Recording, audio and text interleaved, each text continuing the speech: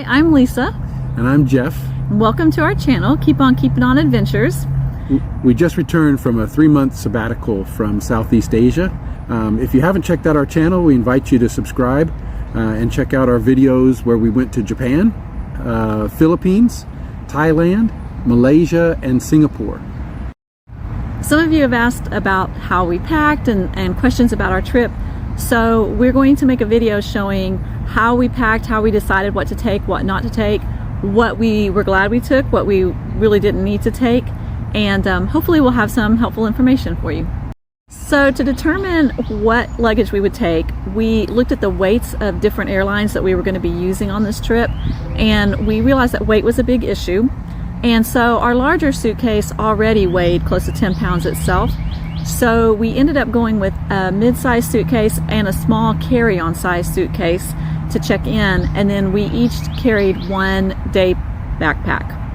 So that allowed us to fly freely on all the different airlines, and it also was nice when we were traveling through airports and through cities to not have just a ton of luggage to carry. We also checked into the idea of taking like a big backpack. So I have a big backpack which weighed a lot less than 10 pounds. But again, it was the same weight issue. You could easily exceed the weight that was allowed on the plane, and you'd have to be paying for extra. And also we wanted to take our own personal day packs with us that could have our laptops, any electronics that we needed while we're flying, any of our personal documents, passports, identification, credit cards, as well as a day change of clothing in case our luggage didn't come across when we were flying. So we opted to go with a mid-sized suitcase, a small carry-on, and 2 day packs, and that was sufficient. We did use the little packing cubes to pack our suitcases, which really helped. It allowed us to keep our clothes organized and not getting all messy in the suitcases. We started out with at first we were going to bring 2 weeks worth of clothing and wash every 2 weeks, but as we realized that wasn't going to fit in the smaller suitcases, so we pared it down to I think about a week's worth of clothing for shorts and tops, and then I think for like socks and underwear we went ahead and did 2 weeks just to make sure. But it turned out to be plenty of clothing. It wasn't a problem, and we did laundry maybe a little more often than we thought we would, but that wasn't a problem either. And that also helps because you don't want to carry around a bunch of smelly laundry. The longer it goes, you're just carrying a bunch of dead weight. So it worked out very, very nice for us to have that limited amount and to take that with us. So we're going to just quickly show you how we packed in the cubicles and where we placed them. You may not have the same cubicles, but these little fold-up cubicles were really handy in keeping up with our different types of clothing, shirts, underwear, socks, shorts, and things like that. Made it easy to just pull them out and take what was in them. And we always had one extra cubicle kind of for laundry. Things that get used need to be laundered, and so we could put that in another location or in our backpack and easily carry that around with us. All right, so we packed in 2 suitcases. This is like a carry-on case, which we use to check in. These cubicles really came in handy.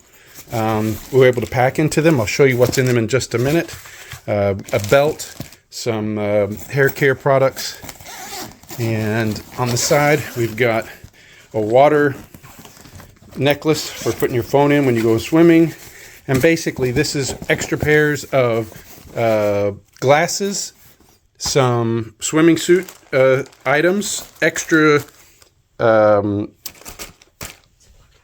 baggies, and some medicines that we need to take, along with things to do laundry. And that's all that was in this suitcase. So these cubicles, as I mentioned, one of the things that's really handy is Lisa's able to pack all of her underwear and things like that, as well as socks. And I did the same thing in this cubicle. I've got socks and underwear. We packed for 14 days, 14 different pairs of underwear, and another set of socks, probably not 14 days of socks, probably about 8 days of socks, and then our swimsuits. This is our mid-size suitcase that we took as a check-in. We just showed the small, which is like a carry-on. We also use that as a check-in. Again, we use these bags for our clothing. This made it really handy. This is Lisa's clothing, shirts and shorts and jeans and leggings, and then that was mine. So those two fit into our mid-size suitcase. We also had an umbrella. I have a belt in here, and Lisa's curling iron. We brought a few extra face masks just in case. In Asia, that was very common that we needed to do that. So we used those, had those available to us. In this one, we've got 90-day supply for Lisa's eyewear, her contacts. We've got Lisa's pair of water shoes, my pair of sandals, Lisa's pair of sandals. We've got my shaver, toothbrush, toiletry bag, all of that. This is Lisa's toiletry bag. Some feminine products. This is all my technology stuff. I'll show that to you. And some more adapters. I'll show that to you as well.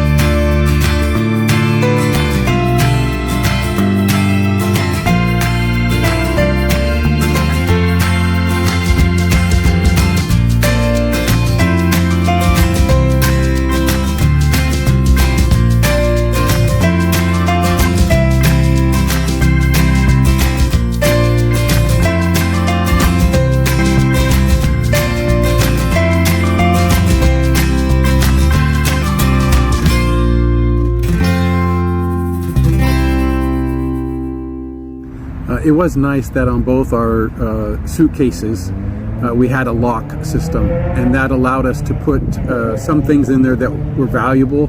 We could check them in. Of course, we kept our passports and our computers with us, but especially like sometimes when you leave your hotel room and you don't want to use the safe that's in the hotel room and go through all that minutia, it was easy to leave it securely locked away in our suitcases, knowing that nobody would have access to it. One of the main things we had to consider when packing was our medicines that we take.